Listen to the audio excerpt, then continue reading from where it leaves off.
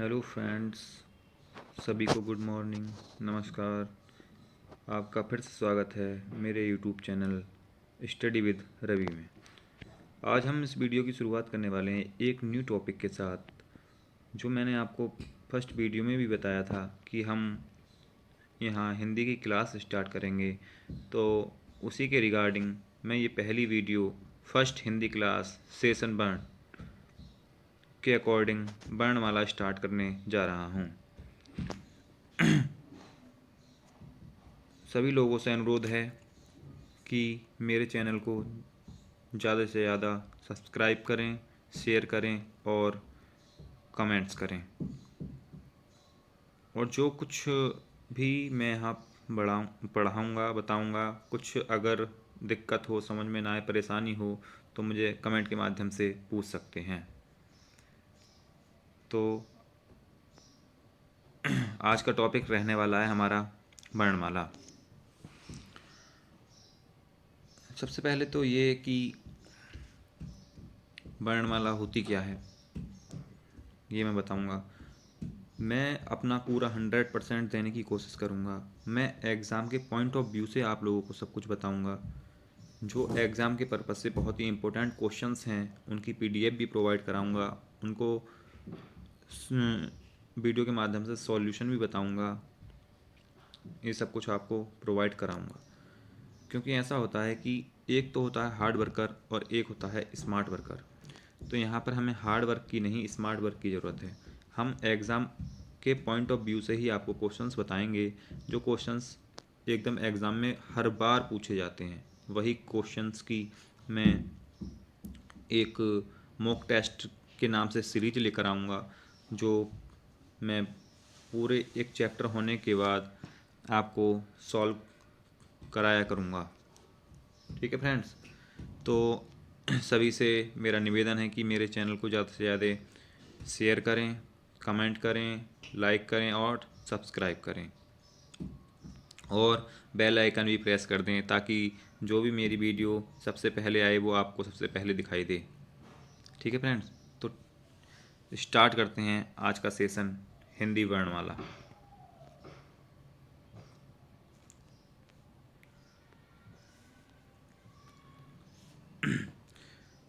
हम यहाँ से स्टार्ट करते हैं वर्णमाला से। तो वर्णमाला क्या है फ्रेंड्स? वर्णमाला होता है वर्णों की माला, अर्थात वर्णों के व्यवस्थित समूह को वर्णमाला कहते हैं। वर्णों की माला जैसे क्या होता है, वर्ण कितने प्रकार के होते हैं ये सब आ जाता है। वर्णों की माला जैसे हम कोई भी माला पहनते हैं, उसमें तरह तरह के मोती होते हैं, तरह तरह के मोती होते हैं जैसे। और वर्ण में भी ऐसे ही वर्णों की एक माला होती है, जिसमें स्वर होते हैं, व्यंजन होते हैं, विसर्ग होते हैं। इन सब को मिलाकर एक वर्णमाला बनाई जाती है। उसको हम व्यवस्थित क्रम में रख देते हैं, वही हमारी हो जाती है वर्णमाला। ठीक है फ्रेंड्स, जो भी मैं कुछ बताऊंगा आप कमेंट के माध्यम से मुझसे पूछ सकते हैं, जो कुछ समझ में ना आए। ठीक है, ओके, आगे चलते हैं। वर्णमाला में सबसे पहले हम वर्णमाला को दो भागों में विभाजित करते हैं। नंबर 1 आपका स्वर और नंबर 2 आपका व्यंजन।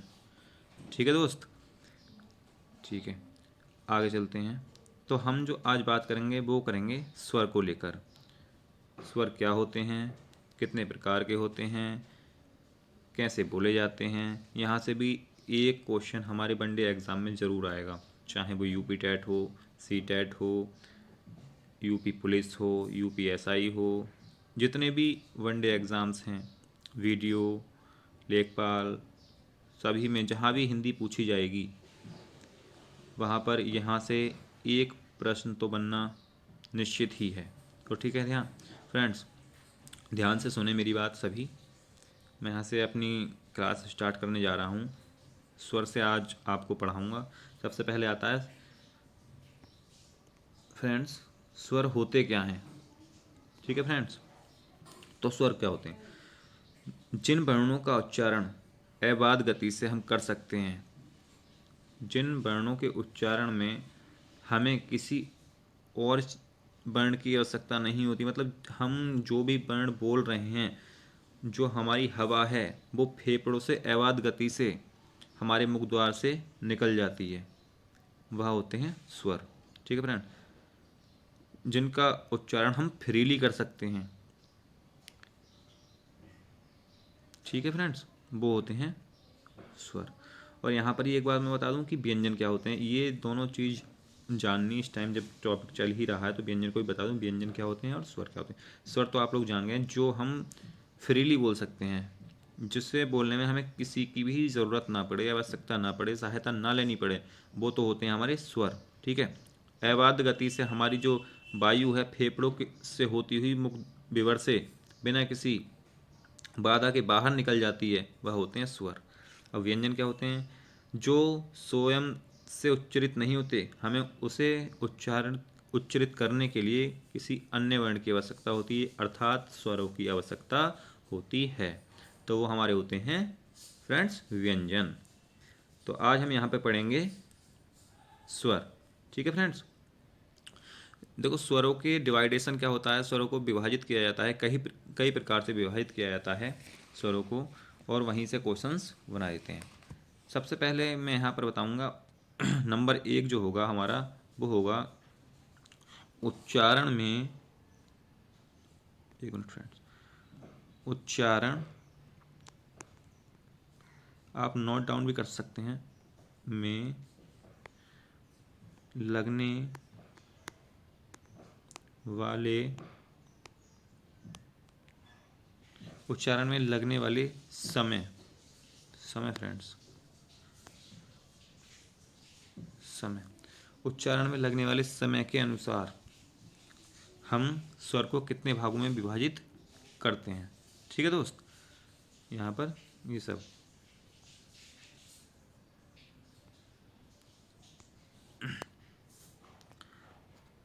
एक मिनट फ्रेंड्स, तो उच्चारण में लगने वाले समय के अनुसार हम स्वरों को 3 भागों में विभाजित करते हैं। तो यहाँ पर आपको दिख भी रहा होगा स्क्रीन पर कि 3 भाग वो कौन कौन से हैं। तो यहाँ पे मैं आपको बता देता हूँ।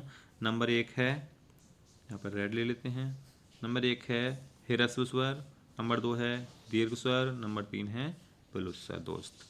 ठीक है फ्रेंड्स, अब ये पूछा कैसे जाता है, अब वो हमें पहले तो पता होना चाहिए हमारे ह्रस्व स्वर कौन से होते हैं, दीर्घ स्वर कौन से होते हैं, और प्लुत स्वर कौन से होते हैं फ्रेंड्स। तो मैं आपको बता देता हूँ सबसे पहले ह्रस्व स्वर क्या होते हैं, कौन कौन से इसमें आते हैं, और कैसे हम इनको आइडेंटिफाई करेंगे। ठीक है दोस्त, तो ह्रस्व स्वर हमारे जो होते हैं वो होते हैं जिन्हें बोलने में या जिनके उच्चारण में हमें बहुत कम समय लगता है या सिर्फ एक मात्रा का समय लगता है, वो होते हैं हमारे ह्रस्व स्वर दोस्त। ठीक है दोस्त, उसमें कौन कौन से आते हैं, उसमें जो आते हैं, ये जो नीचे है दोस्त, इस पर देखेंगे, अ, ई, उ, री। तो ह्रस्व स्वर में आते हैं ए, ई, उ, री। ठीक है दोस्त, और ये 4 होते हैं, इनकी संख्या भी कभी कभी पूछ ली जाती है, तो दोस्त याद रखना है ह्रस्व स्वर की संख्या कितनी होती है, 4 होती है फ्रेंड्स। और कभी कभी यहाँ से पूछा जाता है कि हमारे जो मूल स्वर होते हैं वो कितने होते हैं, तो जो हमारे ह्रस्व स्वर हैं वही हमारे मूल स्वर भी होते हैं दोस्त। ठीक है फ्रेंड्स, उसके बाद हम बात करते हैं दीर्घ स्वर की दोस्त। अब दीर्घ स्वर पे आ जाते हैं।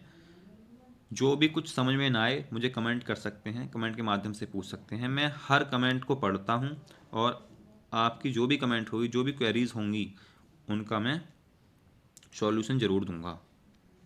ठीक है दोस्त, समझ में नहीं आएगा तो मैं उसी टॉपिक को लेकर एक वीडियो और बना दूंगा, या कमेंट में ही रिप्लाई कर दूंगा, जो मुझसे हो सकेगा मैं वो आपकी हेल्प करूंगा दोस्त। आगे चलते हैं, आगे चलते हैं दीर्घ स्वर। अब आते हैं हम दीर्घ स्वर पर। ठीक है फ्रेंड्स,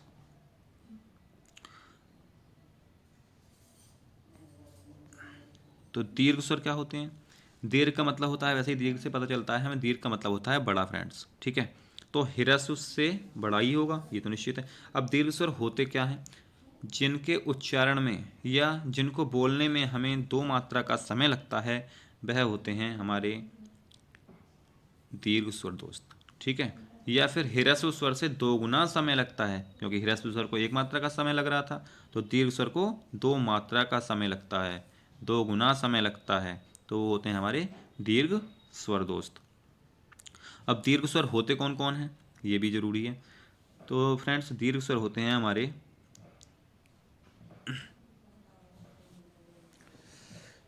दीर्घ स्वर होते हैं हमारे, ये है देखो यहाँ पर देखेंगे सभी, हम यहाँ पर रेड ले लेते हैं। दीर्घ स्वर, दीर्घ स्वर में भी 2 प्रकार के दीर्घ स्वर होते हैं, एक मूल दीर्घ स्वर होते हैं, एक संयुक्त दीर्घ स्वर होते हैं दोस्त। तो मूल दीर्घ स्वर, अगर हमसे पूछा जाए दीर्घ स्वर में कौन कौन आते हैं, तो हमें बताना है, आता है बड़ी ई, बड़ा ऊ, ठीक है फ्रेंड्स, ए, ऐ, ओ, औ, ठीक है दोस्त। ये 7 जो होते हैं हमारे, ये होते हैं दीर्घ स्वर दोस्त। और अब जो अगर हमें डिवाइडेशन करके अलग अलग पूछता है कि मूल दीर्घ स्वर कितने होते हैं, ये भी पूछा गया है दोस्त। मूल दीर्घ स्वर कितने होते हैं, तो मूल दीर्घ स्वर हमारे होते हैं 3 दोस्त। कौन कौन होते हैं जो मूल हैं? आ दोस्त, ये आ, ई, उ, ये जो होते हैं हमारे होते हैं मूल दीर्घ स्वर। उसके बाद पूछ सकता नहीं, पूछ ही लेता है कि संयुक्त स्वर कौन कौन से होते हैं। तो संयुक्त स्वर हमारे कौन कौन से होते हैं? अ सॉरी ए, ऐ, ओ, औ, ये जो 4 होते हैं, ये होते हैं हमारे दोस्त संयुक्त दीर्घ स्वर। आगे चलते हैं। अब हम जो इन्हें दीर्घ स्वर कह रहे हैं, जो ये हैं, इन्हें दीर्घ क्यों कह रहे हैं, इन्हें क्यों 2 मात्रा का समय लग रहा है, ह्रस्व स्वर से 2 गुना समय कैसे लग रहा है, वो भी मैं आपको बता देता हूँ दोस्त। अब जैसे यहाँ पर है अ, आ को हम देखें तो ये कैसे बन रहा है, ए प्लस ए, ऐसे ही तो बन रहा है बराबर आ दोस्त, ऐसे ही तो बन रहा है, ए प्लस ए बराबर आ ही तो बन रहा है। तो यहाँ पर देखें इसे, ये क्या है, ह्रस्व है कि नहीं है, ह्रस्व स्वर। एक ह्रस्व ये है, एक ह्रस्व ये है, एक मात्रा का समय यहाँ से लगेगा, एक मात्रा का समय यहाँ से लगेगा। अब दोनों को जोड़ के बनेगा दोस्त 2 मात्रा का समय। ए को हम लंबा खींच देंगे, जैसे हम बोलते हैं ए, तो इसे ही हम लंबा कर देंगे आ, तो ये बन जाएगा हमारा दीर्घ स्वर दोस्त। समझ में आया दोस्त? ये बन जाएगा,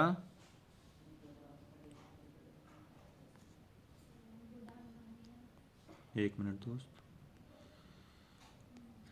तो ये बन जाएगा हमारा दीर्घ स्वर। पता चला कैसे हम 2 मात्रा का समय ले रहे हैं। ऐसे ही ई को लेंगे तो क्या होता है, ये होती है ई, ये जो हमने ह्रस्व स्वर में बताई, इसे बोलने में ई 1 मात्रा का समय लगा, बहुत कम समय, शॉर्ट टाइम। उसके बाद हम जब दीर्घ स्वर की बात करते हैं तो ये दीर्घ स्वर बनता है इस प्रकार, ई प्लस ई बराबर बड़ी ई, ठीक है फ्रेंड्स। 1 मात्रा का समय हमें यहाँ से लगता है, 1 मात्रा का समय यहाँ से लगता है, दोनों को जोड़ के 2 मात्रा का समय लग जाता है, और ई को ही हम कहते हैं ई। तो ये बन जाता है बड़ी ई, और ये हो जाता है दीर्घ, यानी 2 गुना समय इसमें हमें को लग जाता है, ठीक है फ्रेंड्स। फिर आगे हम ऊ की बात करते हैं। सेम वे में यहाँ पर समझना है आपको, ऊ कैसे बनता है। ये तो हुआ ऊ, ठीक है, ये 1 मात्रा का समय होता है, ह्रस्व स्वर होता है। जब इसमें ही एक ऊ और जुड़ जाता है तो 1 मात्रा का समय और लग जाता है, तो बन जाता है हमारा बड़ा ऊ। तो इसलिए ये हो जाता है दीर्घ स्वर। और जब ये समान जाति के आपस में जुड़ रहे हैं, ये भी एक जाति दोनों की समान जाति है कि नहीं है, तो जब ये समान जाति के जुड़कर दीर्घ बनाते हैं तो बोलते हैं मूल दीर्घ स्वर। फ्रेंड्स, कैसे होते हैं? मूल दीर्घ स्वर, ठीक है दोस्त। अब आगे चलते हैं, अब बात करते हैं हम, इतना समझ में आया कि नहीं आया? एक बार फिर से बता दूं, ह्रस्व स्वर में 1 मात्रा का समय लगता है। इनकी संख्या कितनी होती है? इनकी संख्या होती है 4, ए, ई, उ, री, ये होते हैं 4। इनकी संख्या भी काफ़ी बार पूछी जाती है। उसके बाद आते हैं मूल दीर्घ स्वर, इनकी संख्या 3 होती है, जो दो मात्रा का समय लेते हैं वो दीर्घ स्वर होते हैं दोस्त, जिसमें मूल दीर्घ स्वर होते हैं जो मैंने बताया 3 ये वाले। उसके बाद जो टोटल अगर पूछेगा कि दीर्घ स्वरों की संख्या बताइए तो वो होती है हमारी दोस्त 7। ठीक है फ्रेंड्स, वो हमारी होती है 7, ये लिखा है यहाँ पे। ठीक है दोस्त, आगे चलते हैं। अब हम बात करते हैं संयुक्त स्वर। थोड़ा मैं इसे नीचे कर लेता हूँ। संयुक्त स्वर, अब संयुक्त स्वर में कौन कौन बताए मैंने? संयुक्त स्वर में बताए ए ऐ ओ औ, ए ऐ ओ औ। तो हम यहाँ पे भी देख लेते हैं संयुक्त स्वर में दोस्त, एक मिनट।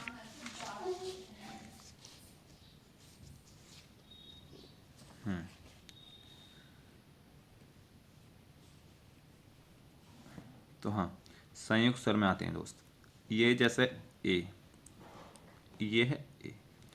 अब ये जो बनता है वो बनता कैसे है?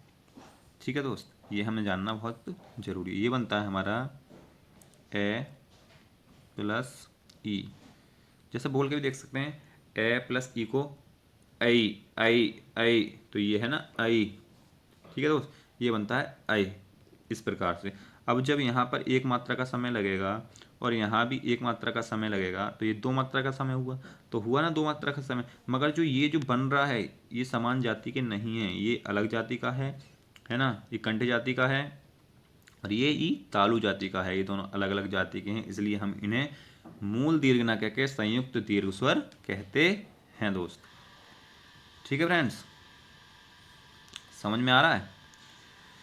कमेंट के माध्यम से मुझे बता दें, जो भी कुछ समझ में नहीं आएगा मैं उसको दोबारा बताऊंगा, अधिक से अधिक अच्छा बताने की कोशिश करूंगा। और यहाँ पर जो भी मैं क्वेश्चंस इसके बाद लेकर आऊँगा वो एग्ज़ाम के पॉइंट ऑफ व्यू से बहुत ही महत्वपूर्ण होंगे, क्योंकि मैंने बहुत सारे एग्ज़ाम दे रखे हैं, क्या कहाँ से क्वेश्चंस बनते हैं। और कुछ क्वेश्चंस ऐसे होते हैं जो निर्धारित होते हैं, वो हमेशा पूछे ही जाते हैं, बस उनका जो पूछने का तरीका होता है वो अपोज कर देते हैं, अपोजिट कर देते हैं। इस बार ये पूछा तो उसी का घुमा कर दूसरा पूछ लिया, ये सब करते हैं एग्जामिनर लोग। हिंदी इतनी बड़ी चीज़ नहीं है, आराम से हो जाएगी, बहुत कम टाइम में मैं पूरी कवर करा दूंगा। मेरी वीडियो रोज़ हिंदी की एक क्लास की होगी, लगभग 20 से 30 मिनट की मैं वीडियो बनाऊंगा, उसमें जितना हो सकेगा मैं करूँगा। उसके बाद एक मॉक टेस्ट भी, जो चैप्टर के बाद अगर लग रहा है कि इस चैप्टर को यहाँ पर एक मॉक टेस्ट की ज़रूरत है, जैसे मैं स्वर यहाँ पे पढ़ा दूंगा, तो उसके बाद एक मॉक टेस्ट भी मैं आपको प्रोवाइड कराऊंगा, जिसमें लगभग 20 क्वेश्चंस की सीरीज होगी, वो मैं आपको सॉल्व कराऊंगा। उसमें आपको पता चलेगा कि कैसे क्वेश्चंस एग्जामिनर बनाता है, कैसे हमें हल करने होते हैं, कहाँ कहाँ हमारा डाउट हो सकता है, वो सब क्लियरेशन मैं इसमें वीडियो में आपको करा दूंगा। ठीक है दोस्त, तो आगे चलें। इतना समझ में आया? इतना समझ में आया कि नहीं आया? आ गया होगा, आशा करता हूँ। ठीक है, आगे चलते हैं दोस्त। आगे अब इसमें ही, एक मिनट दोस्त, इसमें ही हमने बात की थी कि जो उच्चारण में लगने वाले समय के आधार पर स्वर होते हैं वो होते हैं 3 प्रकार के। कौन कौन होते हैं? ह्रस्व स्वर, दीर्घ स्वर और प्लुत स्वर। तो ह्रस्व स्वर में मैंने बताया कि जहाँ एक मात्रा का समय लगता है वह होता है ह्रस्व स्वर, जहाँ दो मात्रा का समय लगता है वहाँ होता है दीर्घ स्वर। दीर्घ स्वर भी दो प्रकार के होते हैं, एक मूल दीर्घ होते हैं, एक संयुक्त दीर्घ होते हैं। और अभी मैंने प्लस स्वर की कोई बात नहीं की है, उनकी भी बात करूँगा, सुनते रहें ध्यान से। इनकी संख्या भी पूछ ली जाती है। तो ह्रस्व स्वर कितने होते हैं? 4 होते हैं, इनकी संख्या भी पूछ ली जाती है दोस्त। तो हमें याद रखनी है कि जो ह्रस्व स्वर होते हैं वो हैं हमारे 4, इन्हें मूल स्वर भी कहते हैं। और जो हमारे दीर्घ स्वर होते हैं वो कुल दीर्घ स्वर होते हैं हमारे 7 दोस्त। और जो मूल दीर्घ स्वर होते हैं वो हमारे होते हैं 3 दोस्त। टोटल कितने? 7, मूल 3, संयुक्त कितने बचे? 4। ठीक है फ्रेंड्स, आगे चलते हैं हम। अब आते हैं प्लुत स्वर पर। हालांकि प्लुत स्वर एग्ज़ाम की पॉइंट ऑफ व्यू से महत्वपूर्ण नहीं है, क्योंकि जो प्लुत स्वर का यूज होता है, जो प्लुत स्वर का यूज होता है, ये है प्लुत स्वर का जो यूज होता है वो होता है जैसे कोई नाटक होता है, संस्कृत में होता है इसका यूज, हिंदी में इसका यूज नहीं है दोस्त। तो ये क्या है? जहाँ पर दो मात्रा से अधिक का समय लिया जाता है वह होता है प्लुत स्वर। जैसे हम आप सब लोगों ने हमने देखा होगा, हम लिखते हैं ओम दोस्त, ये तो यहाँ पर इस ओ को 3 बार बोला गया है, यानी कि 3 मात्रा का टाइम इसको दिया गया है। ठीक है दोस्त, इसको 3 मात्रा का समय दिया गया है दोस्त। इसे हम त्रिमात्रिक भी कहते हैं, त्रिमात्रिक स्वर। जैसे हम बोलते हैं, खींच कर बोलते हैं अरे, इस प्रकार से जो बोलते हैं, यहाँ पर होता है पुलुत स्वर। हालांकि इसकी आवश्यकता हमें हिंदी में नहीं होती है। जैसे कोई मंच पर नाटक होते हैं, वहाँ पर इसकी ज़रूरत पड़ती है नाटक के लिए। ठीक है फ्रेंड्स, आगे चलते हैं दोस्त। ये तो हमारे उच्चारण में लगने वाले समय के आधार पर स्वर को हमने बताया यहाँ पर। ठीक है दोस्त, एक मिनट फ्रेंड्स, आगे चलते हैं दोस्त।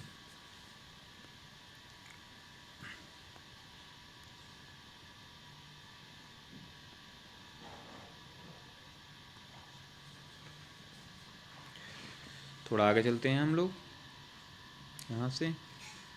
ये हमने बता दिया आपको, उच्चारण में लगने वाले समय के आधार पर स्वर कितने प्रकार के होते हैं। अब आगे चलते हैं। अब हम बताएंगे आपको फ्रेंड्स, जीभ के आधार पर। ठीक है फ्रेंड्स, ये जो जीभ है, आपकी जो जीभ होती है, टंग, जीभ के आधार पर स्वर। ठीक है दोस्त, अब जीभ के आधार पर जान लीजिए, ये भी बहुत महत्वपूर्ण है, यहाँ से भी क्वेश्चंस बनते हैं दोस्त। जीभ के प्रकार, जीभ के आधार पर स्वरों को 3 भागों में विभाजित किया गया है फ्रेंड्स। अब वो 3 भाग कौन कौन से बनाए गए हैं दोस्त? जैसे हमारी ये टंग होती है, जीभ होती है, एक तो इसका अगला हिस्सा होता है, तो हमने एक को, कुछ वर्ण ऐसे होते हैं जो अगले वाले हिस्से से, कुछ स्वर ऐसे होते हैं जो अगले वाले हिस्से से बोले जाते हैं, कुछ को बोलने के लिए जो मध्य की आवश्यकता होती है, कुछ पीछे जीभ के पिछले वाले भाग से बोले जाते हैं दोस्त। तो इसमें क्या है कि जीभ के आधार पर या जिह्वा के आधार पर स्वरों को 3 भागों में बांटा गया है, अग्रस्वर, मध्यस्वर और पश्चस्वर दोस्त। ठीक है, अग्रस्वर, मध्यस्वर और पश्चस्वर। ठीक है फ्रेंड्स, यहाँ से भी क्वेश्चन कंपलसरी बन जाता है, बहुत ही इंपॉर्टेंट क्वेश्चंस है। पूछ लेता है कि निम्न में से अग्रस्वर कौन नहीं है या कौन है। ये सब मैं मॉक टेस्ट कराऊंगा तो उसमें क्वेश्चंस बनाऊंगा दोस्त। ठीक है फ्रेंड्स, तो सबसे पहले हम बात करते हैं अग्रस्वर। अग्रस्वर में कौन कौन आता है, मतलब अग्रस्वर, ये जीभ दिख रही है मेरी, जीभ का अगला वाला हिस्सा, ये वाला, यहाँ से जो स्वर उच्चरित होते हैं वो होते हैं अग्रस्वर दोस्त। तो हम अग्रस्वर की बात करते हैं, तो इसमें कौन कौन आते हैं ये हमें पता होना चाहिए, कौन कौन अग्रस्वर में आते हैं। तो यहाँ पर मैं बता दूँ आप लोगों को दोस्त, इसमें ई, छोटी ई, बड़ी ई, ए, ए, ये चारों आते हैं। अब इसको याद करने की एक ट्रिक अगर मैं बताऊं तो आप लोग समझेंगे। जैसे हम बचपन में किसी को इतराते थे तो क्या कहते थे, ए, इस प्रकार से इतराते थे ना, तो हम ऐसे ही अगली, जब इतराने के लिए हम जीभ निकाल रहे हैं तो वो अगला हिस्सा निकल रहा है और आवाज़, साउंड कौन सी निकली है, ए, ई, ए, ऐसे भी याद कर सकते हैं दोस्त। उसके बाद आते हैं मध्य स्वर पर हम फ्रेंड्स। मध्य स्वर में सिर्फ एक ही आता है जो है ए, छोटा अ। ठीक है दोस्त, मध्य स्वर। पूछ सकता है कि निम्न में से मध्य स्वर कौन सा है, तो उसमें ए दे देगा, बाकी कुछ और दे देगा। ठीक है दोस्त, उसके बाद हम आगे चलते हैं पश्च स्वर की ओर दोस्त। पश्च स्वर, एक मिनट फ्रेंड्स, एक मिनट दोस्त, आ गया, यहाँ आए। ठीक है फ्रेंड्स, ये हटा देते हैं, सॉरी। ठीक है दोस्त, ओके, ठीक है दोस्त, चलते हैं आगे। तो पश्च स्वर में हम आ जाते हैं, पश्च स्वर की बात करते हैं। पश्च स्वर में कौन कौन से आते हैं, जो अब बच गए वो होते हैं पश्च स्वर दोस्त। जैसे हमारा आ बच गया, ऊ बच गया, ओ, आओ, और जो ये आगत वर्ण है, ये आगत वर्ण है फ्रेंड्स, ये भी इसी में आएगा क्योंकि इसका उच्चारण भी हमारा ओ की तरह ही होता है। आगत स्वर क्या होते हैं? जो हमारे नहीं हैं, विदेशी हैं, जो हमारे मेहमान वर्ण होते हैं, वो होते हैं हमारे आगत स्वर। ठीक है फ्रेंड्स, इतना समझ में आया कि नहीं आया? इतना मैं एक बार रिवाइज करा दे रहा हूँ। सबसे पहले मैंने बताया था वर्णमाला के बारे में। वर्णमाला क्या होती है? वर्णों के व्यवस्थित समूह को वर्णमाला कहते हैं। वर्णमाला का मतलब होता है वर्णों की माला। जैसे एक माला में कई प्रकार के हम मोती डालते हैं, इसी प्रकार वर्णमाला में भी कई प्रकार के वर्णों को व्यवस्थित किया जाता है। वर्णमाला में जो हम पढ़ रहे हैं उसमें दो प्रकार पढ़ रहे हैं, एक स्वर और एक दूसरा व्यंजन। स्वर क्या होते हैं? जो बिना किसी की सहायता से उच्चरित होते हैं, या उसे जो स्वर होते हैं उनको बोलने में जो प्राणवायु होती है वो फेफड़ों से होकर अवाध गति के मुख विवर से बाहर निकल जाती है, वो हमारे होते हैं स्वर।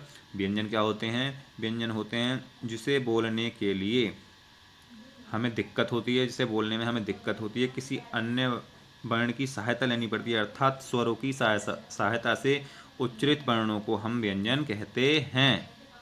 उसके बाद मैंने बताया स्वर।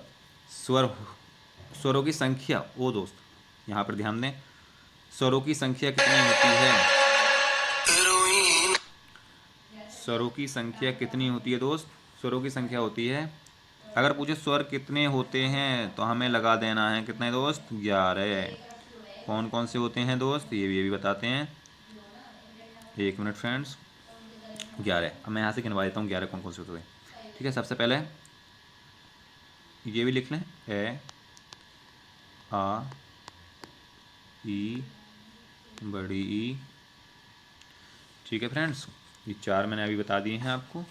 इसके बाद भी बता रहा हूँ, फिर इसके बाद आता है ऊ, फिर आता है बड़ा ऊ।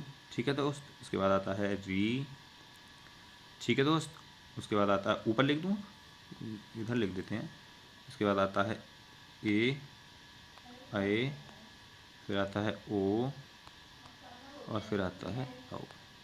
ठीक है दोस्त, आओ, कितने हुए? 1 2 3 4 5 6 7 8 9 10 11। तो दोस्त कितने हुए?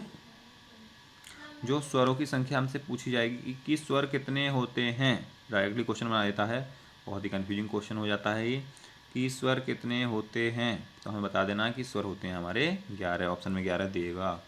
जब हमसे बात करेगा कि कुल स्वर कितने होते हैं दोस्त, कुल स्वर कितने होते हैं, तो कुल स्वर में हमारे हो जाते हैं 13 दोस्त, 13। इसमें दो कौन कौन और जुड़ जाते हैं? इसमें दो जुड़ जाते हैं, कौन कौन? जिसे हम कहते हैं अंग और अह। अंग और अह, ठीक से दिखा देता हूँ फ्रेंड्स, एक मिनट टाइम दीजिए। ये सॉरी, और ये जो दोनों होते हैं, ये होते हैं हमारे दोस्त, जुड़ जाते हैं इसमें, तो हमारे टोटल हो जाते हैं कितने? 13 दोस्त। ठीक है फ्रेंड्स, आगे चलते हैं, एक मिनट दोस्त। कभी कभी पूछता है इन्हें कहते क्या हैं? ये होते हैं अयोग वहा। लिख देता हूँ, अयोग वहा। ठीक है दोस्त, ठीक से लिख देता हूँ एक बार, वेट। इन्हें क्या कहते हैं? अयोग वहा। यहाँ पर भी पूछा जाता है फ्रेंड्स, अयोगा को कई बार पूछा गया है। एक मिनट, अयोगा पूछा गया, अयोगवा वर्ण कौन है? तो हमारे होते हैं दो, कौन कौन? अंग और अह। ठीक है दोस्त, जब अयोगवा, ए का मतलब नहीं और योग का मतलब योग, इनका योग ना तो स्वर के साथ किया गया है ना ही व्यंजन के साथ किया गया है, ये अपने आप में दोनों से भिन्न है। बट जब पूछा जाए कि कुल स्वरों की संख्या कितनी है, तो इन दोनों को जोड़कर हमें कितनी बता देनी है? 13 दोस्त, 13।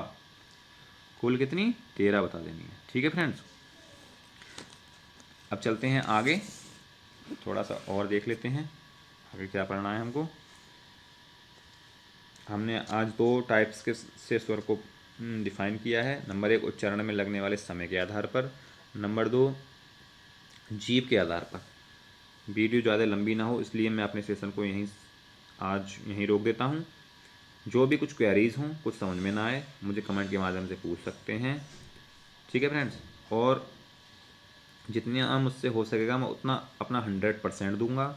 ये आज मेरा पहला लेक्चर है, फर्स्ट टाइम ऑनलाइन पढ़ा रहा हूँ तो थोड़ा हेजिटेशन तो होगी ही फ्रेंड्स। तो और जो भी अगर जैसे मैं गवर्नमेंट जॉब्स की इन्फॉर्मेशंस भी देता हूँ, जिस किसी भी जॉब की, जैसे सी ग्रेड की जॉब्स हैं, वी ग्रेड की जॉब्स हैं, उनके बारे में कोई भी क्वेरीज अगर किसी की हो तो मुझे कमेंट सेक्शन में कमेंट करके पूछ सकता है, उसको भी मैं वीडियो के माध्यम से बता दूंगा।